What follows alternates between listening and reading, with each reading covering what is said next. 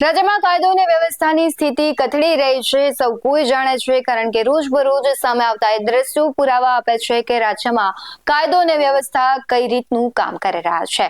આજે પણ એક એવી જ ઘટના વિશે વાત કરવી છે, જ્યાં જેમને કાયદો જાળવવાનું હોય, વ્યવસ્થા સાચવવાની હોય, જેમને નિયમોનું પાલન કરવાનું હોય, તે જ બબાલ કરી રહ્યા છે। નમસ્કાર, આપની સાથે હું ભગવતી વિશાવડિયા। રાજ્યમાં રોજ અલગ અલગ જગ્યાએથી કાયદો અને વ્યવસ્થાની કથળતી સ્થિતિના દ્રશ્યો સામે આવે છે, ત્યારે વધુ એક વખત વડોદરાથી એ દ્રશ્યો સામે આવ્યા છે, જ્યાં કોર્ટમાં આરોપીને રજૂ કરવા ગયેલા પોલીસ અને એક કોર્ટના જે કહેવાય આરોપીના વકીલ છે તેના વચ્ચે બબાલ થાય છે। શું મામલે બબાલ થાય છે તે કોઈ સ્પષ્ટતા નથી થઈ, પરંતુ એ બંને વચ્ચે એટલી ઉગ્ર બબાલ થાય છે કે મહિલા પીએસઆઈ છે તે વકીલને બેઝાપટ મારી લે છે।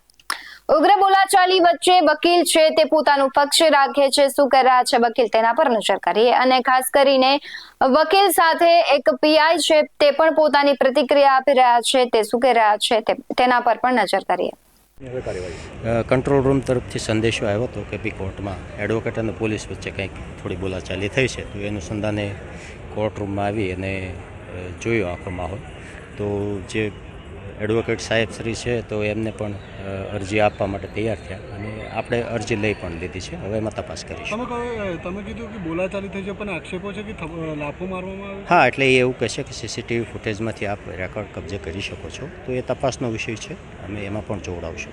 પોલીસ સ્ટેશનમાં મામલો ગયો છે, હવે પોલીસ કેવી રીતે તમે તપાસ કરશો?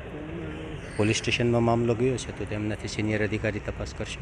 કયા પોલીસ સ્ટેશનના અધિકારી હતા? અકોટા, સોરી, કયા પોલીસ સ્ટેશન? ગોરવા।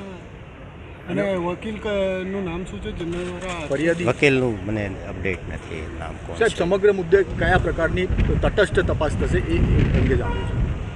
હવે તો એ રજૂઆત આવી છે તો એના અનુસંધાને તપાસ થશે। ઓકે। આજ રોજ વડોદરા ન્યાય મંદિર કોર્ટ ખાતે અમદાવાદના એક વકીલ મિત્ર વડોદરાના judicial magistrate Shri AK Shah સાહેબની કોર્ટમાં કોઈ કેસ અર્થે આવેલા હતા।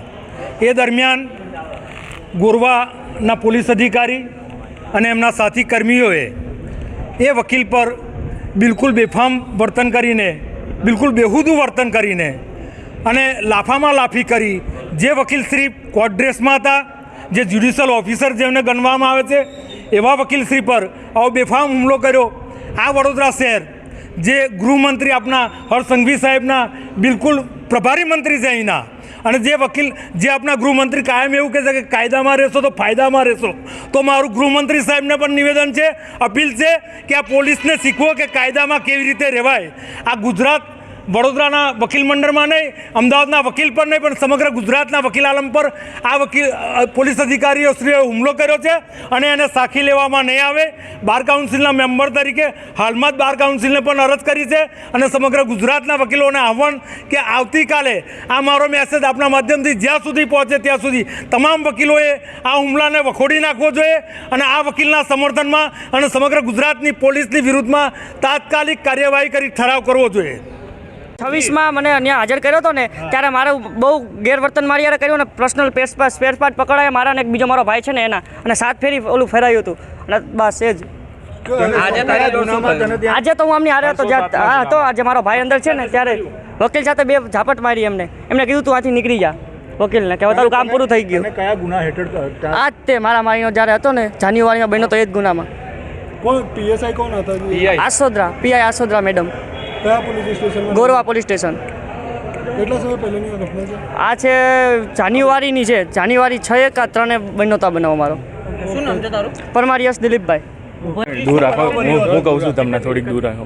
એક મિનિટ શાંતિ, થોડા ગભરાયેલા છે સાહેબ, મારું નામ શેખ મોહમ્મદ આદિલ દિન મોહમ્મદ છે। નીચે કરો લા। હું ગુજરાત હાઈકોર્ટમાં પ્રેક્ટિસ કરું છું।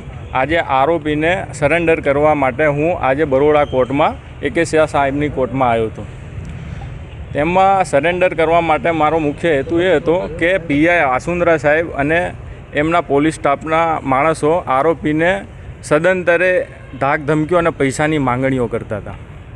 એના થકી મેં એ આરોપી જે ડરી અને કોર્ટમાં સરેન્ડર કરવા માટે આવ્યા હતા, કોર્ટમાં સરેન્ડર કરી અને બધા બહાર જતા હતા, ત્યાં બહાર નીકળ્યા તો આસુંદરા સાહેબે ડાયરેક્ટ એક વકીલ તરીકે ડાયરેક્ટ એમ તુકારો આપીને એમ કીધું ચાલે તું અહીંયાથી નીકળી જા, તારું અહીંયા કામ પૂરું થઈ ગયું, અમે સુપ્રીમ કોર્ટ છીએ એમ કરી. મેં કીધું કે બેન તમે કાયદાની મર્યાદામાં તમે વાત કરો. એટલામાં તો એમના અને એમની જોડે જે એમના આસિસ્ટન્ટ હતા એમણે મને ધક્કો મારીને 2 લાફા માર્યા છે. અને કેમ સરેન્ડર અરજી કરી હતી? મેં સરેન્ડર અરજી એટલા માટે કરી હતી કે આ ગોરવા પોલીસ સ્ટેશનના પીઆઈ નિરંતર બધાને જેટલા અરજદારો હોય કે ફરિયાદી હોય એમને બેફામ વાળી વિલાસ વર્તન કરે છે, એમને મારે છે, પૈસાની માંગણીઓ કરે છે.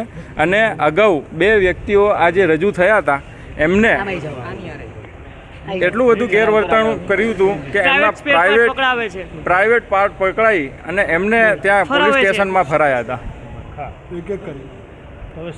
હવે તમારી શું માંગ? મારી એટલી જ માંગ છે કે હાઈકોર્ટ આ ગેરવર્તણૂકની નોંધ લે અને કાયદેસરની કાર્યવાહી કરી એમને ડિસમિસ કરવામાં આવે અને કાયદાકીય પગલાં ભરવામાં આવે. કારણ મારું નામ શેખ મોહમ્મદ આદિલ છે. જે પ્રમાણે વકીલ આક્ષેપ કરી રહ્યા છે અને પીઆઈ પણ કહેવાય છે આક્ષેપોનો જવાબ આપી રહ્યા છે, ત્યારે આ મામલે તમારું શું કહેવું છે તે કમેન્ટ કરી જરૂરથી જણાવજો. કારણ કે કાયદો અને વ્યવસ્થા સાચવવાની જવાબદારી વકીલ અને પોલીસની હોય છે, પરંતુ આ બંને વચ્ચે જ ઉગ્ર બબાલ થાય છે અને આ બબાલના દ્રશ્યો સામે આવે છે. ત્યારે હજુ પણ આવી ઘટનાઓ કેટલી બનશે અને કાયદો અને વ્યવસ્થા ઉપર કેટલા પ્રશ્નો ઉઠશે તે એક મોટો સવાલ છે. જે પ્રમાણે હર્ષ સંઘવીજી કહી રહ્યા છે કે કાયદો અને વ્યવસ્થા છે એને જે ઉલ્લંઘન કરશે તેને છોડવામાં નહીં આવે, પરંતુ અત્યારે પ્રશ્ન પોલીસ અને વકીલ પર છે. તો શું હર્ષ સંઘવીજી આના ઉપર કાર્યવાહી કરશે કે નહીં તે સૌથી મોટો પ્રશ્ન છે. આ મુદ્દે તમારું શું કહેવું છે કમેન્ટ કરી જરૂરથી જણાવજો. આવા જ વધુ અહેવાલો સાથે ફરી મળતા રહીશું. તમે અમારી યુટ્યુબ ચેનલને સબસ્ક્રાઇબ કરવાનું, અમને ફેસબુક અને ઇન્સ્ટાગ્રામ પર ફોલો કરવાનું ભૂલશો નહીં. બાકી નવી અપડેટ્સ મેળવવા માટે જોતા રહો BS9 ટીવી ન્યૂઝ. નમસ્કાર.